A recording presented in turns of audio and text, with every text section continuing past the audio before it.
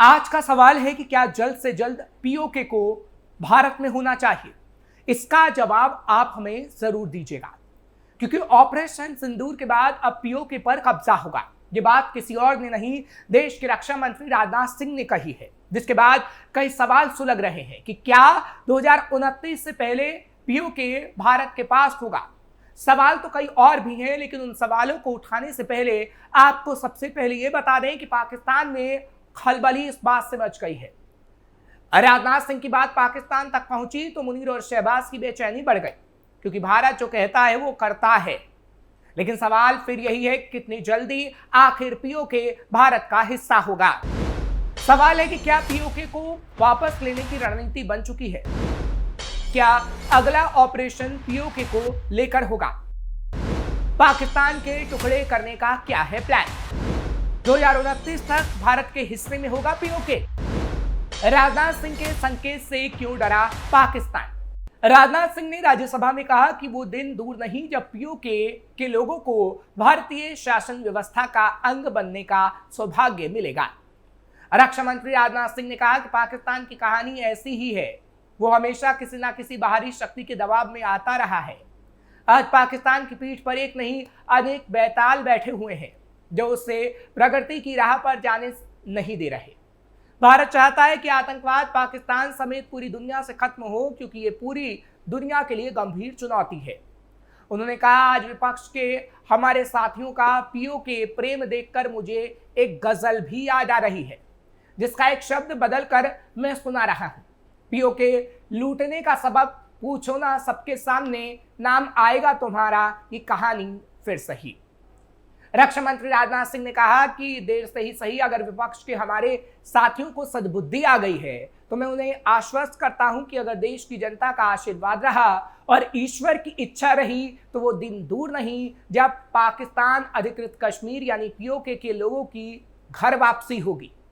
मुझे विपक्ष के अपने साथियों की इस मांग पर इसलिए आश्चर्य हो रहा है क्योंकि विपक्ष में जो लोग आज बैठे हैं, जब उनकी सरकारें थी तो उन्होंने इस पर काम नहीं किया, लेकिन आज वो पीओके की मांग उठा रहे हैं। बनारस का रहने वाला हूं और हमारी तरफ एक कहावत है कि बाप मरा अंधियारे माँ, बेटवा का नाम पावर हाउस। यानी बाप जीवन भर अंधेरे में रहा और बेटे ने अपना नाम पावर हाउस रख लिया। रक्षा मंत्री राजनाथ सिंह ने कहा कि जब विपक्ष के हमारे मित्र देश की शासन व्यवस्था चला रहे थे तो उन्होंने और उनके पॉलिटिकल सीनियर्स ने भारत में हुए आतंकी हमले के जवाब में पाकिस्तान पर कोई कार्रवाई नहीं की, क्योंकि उन्हें डर था कि पाकिस्तान एक परमाणु हथियार वाला देश है। ना पीओके को लेकर कोई बात हुई। उन्होंने कहा, आज जब हम पाकिस्तान को मुंह तोड़ जवाब दे रहे हैं तो मुझे इस अंधेरे और पावर हाउस वाली बाप बेटी की कहानी याद आ रही है। आज जब वो देश के अलग अलग हिस्से में जाते हैं तो उन्हें भारत की जनता का भारतीय जनता पार्टी के इस विजन के प्रति अटूट विश्वास दिखाई पड़ता है, और जनता का विश्वास है कि हम पीओके लेकर रहेंगे तो हम जनता का विश्वास कभी नहीं टूटने देंगे। कैसे पीओके को हासिल करेगा भारत। चलिए, ये तो बात हुई राजनाथ सिंह के दावे की, लेकिन अब आपको बताते हैं कि कैसे भारत पीओके को हासिल कर सकता है, जो भारत का ही है, क्योंकि पीओके को पाकिस्तान के कब्जे से आजाद करवाने की कोशिश हो रही है। पीओके काफी दुर्गम क्षेत्र है, जहां ऊंचे पहाड़, ग्लेशियर, गहरी घाटियां, संकरे पासेज हैं। इसके अलावा दावा किए जाते रहे हैं कि पीओके में चीन ने बंकरों का निर्माण भी कर रखा है। पीओके चीन के लिए काफी मायने रखता है, क्योंकि सीपीईसी प्रोजेक्ट का एक बड़ा हिस्सा इसी से गुजरता है। लेकिन अगर भारत पीओके की लड़ाई लड़ता है तो इसके लिए भारत को एडवांस रणनीति और एक मुश्किल लड़ाई लड़नी होगी। नीलम वैली, लीपा वैली और झेलम कॉरिडोर की लड़ाई आसान नहीं होगी। ये इलाके काफी दुर्गम हैं और ऊंचे पहाड़ों की लड़ाई लड़ना ऐसे भी काफी मुश्किल माना जाता है। लेकिन भारत पीओके को लेकर रहेगा और भारत ने ये ठान लिया है। पीओके की लड़ाई कितनी मुश्किल। माना जाता है कि पीओके को लेकर पाकिस्तानी सेना का हमेशा से डर रहा है कि भारत इसे उसके कब्जे से आजाद करवाने की जरूर कोशिश करेगा। लिहाजा पाकिस्तानी सेना ने एलओसी के पास बंकर, तोपखाना, पोजीशन, सरंग 2, मल्टीपल रॉकेट लॉन्चर और कमांड हेडक्वार्टर तैनात कर रखे हैं। इसके अलावा पीओके की लड़ाई लड़ना पाकिस्तानी सेना के लिए होम टर्फ पर लड़ाई होगी, यानी सप्लाई, गाइडेंस और बैकअप उनका होगा, जबकि भारत के लिए पूरी तरह से नया इलाका होगा। इन दुर्गम क्षेत्र के बारे में ज्यादा जानकारी नहीं होगी। वहीं चीन के इंजीनियर पीएलए से जुड़े निर्माण संगठन और सीपेक सुरक्षा में पीएलए से संबंधित दस्ते पहले से पीओके में सक्रिय रहेंगे। इन्होंने ऐसे निर्माण कार्य किए हैं जिनका मकसद भारतीय सैनिकों को हमले के दौरान मुश्किलें पैदा करना है।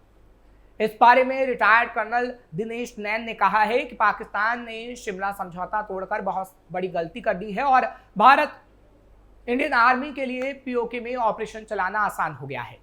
भारतीय सेना पहले से ही पीओके में छोटे छोटे स्ट्राइक करती रही है और पीओके की जानकारी हमारी सेना और इंटेलिजेंस को है।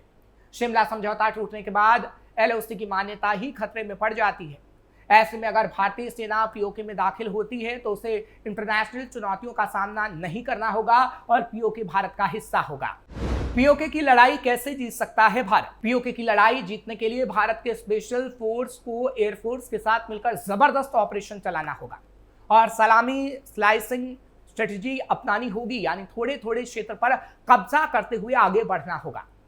भारत सीमित ऑपरेशन चलाते हुए आगे बढ़े, ऐसा करना होगा। वहीं भारत को एलओसी पर दूसरे मोर्चे को खोलना होगा, खासकर लीपा वैली और थितवाल जैसे जगहों पर। वहीं भारत को आक्रामक इलेक्ट्रॉनिक वॉरफेयर और सैटेलाइट सर्विलांस के साथ चीन और पाकिस्तान के ज्वाइंट कम्युनिकेशन और लॉजिस्टिक्स को तहस नहस करना होगा। वहीं भारत को पीओके के लोगों के विद्रोह को भी रोकना होगा और इसके लिए पीओके के लोगों को कश्मीर में विकास की बात बतानी होगी। वहीं पीओके में मजबूत खुफिया सहयोग को बढ़ाना होगा, जबकि भारत को पीओके के लोगों में पाकिस्तान के खिलाफ जो असंतोष है उसे और बढ़ाना होगा। इसके साथ ही पीओके की मुश्किल स्थितियों को देखते हुए भारत के लिए दुर्गम इलाकों में भारी युद्ध के बीच भारी हथियार, तोपें या टैंक पहुंचाना काफी ज्यादा मुश्किल होगा। लिहाजा भारत को इन्फेंट्री और स्पेशल फोर्सेस को आगे भेजना पड़ेगा। इसके अलावा पाकिस्तान की फोर्स कमांड नॉर्दर्न एरियाज भी इस क्षेत्र में तैनात रहती है, जिसे भारत को ध्वस्त करना होगा। ये खास तौर पर गिलगित बाल्टिस्तान को संभालती है। इन इलाकों में भारत को हर एक इंच में भारी गोलाबारी करनी होगी और उन्हें न्यूट्रल करना होगा। पीओके की सीमाओं पर भारत के पास सीमित सड़क संपर्क होंगे, जबकि गाड़ियों से रसद भेजना स्लो और टारगेटेबल होता है। लेकिन पाकिस्तान को अंदरूनी रास्तों की जानकारी होगी जिसका उन्हें फायदा मिल सकता है, लेकिन इसकी तोड़ भी भारत को निकालनी होगी। उदाहरण के तौर पर लीपा घाटी का ही ले लीजिए। लीपा घाटी जो काजीनाग स्प्रिंग के रास्ते से करीब 9 किलोमीटर लंबी है, वो ऐतिहासिक रूप से आतंकवादी घुसपैठ के लिए सबसे महत्वपूर्ण रास्ता रहा है। यह क्षेत्र टुटमारी गली से होकर बांगस घाटी और फिर चौकीबाल और श्रीनगर तक जाता है, जो इसे सैन्य दृष्टिकोण के लिहाज से ज्यादा महत्वपूर्ण बनाता है।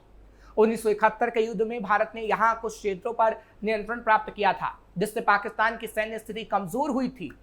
हाल के दिनों में भारतीय और पाकिस्तान सेनाओं के बीच लीपा घाटी में भारी गोलाबारी होने की रिपोर्ट है। भारतीय सेना ने आतंकवादी लॉन्च पैड को निशाना बनाया है। हालांकि भारत की सैन्य कार्रवाई सीमित रही, लेकिन पिछले कुछ दिनों से इस क्षेत्र में पाकिस्तान की सेना की उपस्थिति और काफी बढ़ गई है, जिससे तनाव बढ़ गया है।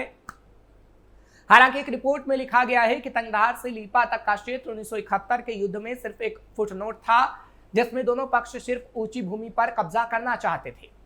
भारत के आधिकारिक युद्ध इतिहास के रिकॉर्ड के मुताबिक 104 इन्फेंट्री ब्रिगेड ने तुतमारी गली के माध्यम से होने वाले हमले के खिलाफ कश्मीर को सुरक्षित करने के लिए लीपा और तंगधार के आसपास की ऊंचाइयों पर कब्जा कर लिया था।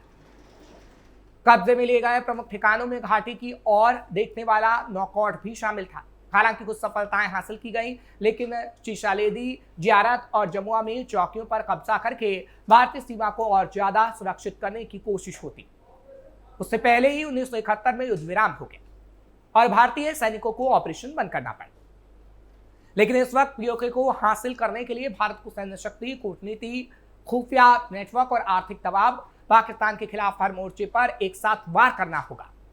वहीं कई और एक्सपर्ट का मानना है कि चीन को साफ संदेश भी देना होगा कि अगर चीन पाकिस्तान को एक्टिव सैन्य समर्थन देता है तो ये युद्ध पूरे दक्षिण एशिया को प्रभावित करने के साथ साथ चीन को भी नुकसान पहुंचा सकता है। भारत को अपने स्पेशल फोर्सेस जैसे पैरा एसएफ, घातक प्लाटून्स और मार्कोस जैसे दस्तों को मोर्चे पर उतारना होगा। वहीं इंडियन एयरफोर्स को मिराज 2000, SU-30 MKI और राफेल जैसे फाइटर जेट के साथ तेजी से आक्रमण करना होगा, तभी पीओके हासिल होगा। फिलहाल ये एक्सपर्ट का मानना है, लेकिन हाँ, अंदर खाने ये जरूर कहा जा रहा है कि पीओके को लेने की रणनीति बन गई है और ऐसे ही सीना तान देश के रक्षा मंत्री पीओके को लेने की बात नहीं कह रहे। क्योंकि रक्षा मंत्री की बात में दम है, जो आगे आने वाले समय में दिखाई देगा और पीओके हमारा होगा, जो भारत का था और रहेगा। फिलहाल आपको ये खबर कैसी लगी कमेंट सेक्शन में जरूर बताइएगा। सुलगता सवाल लेकर आपके सामने कल फिर हाजिर होंगे। साथ ही साथ खबर को लाइक शेयर करें, कैपिटल टी को सब्सक्राइब करना मत भूलिएगा।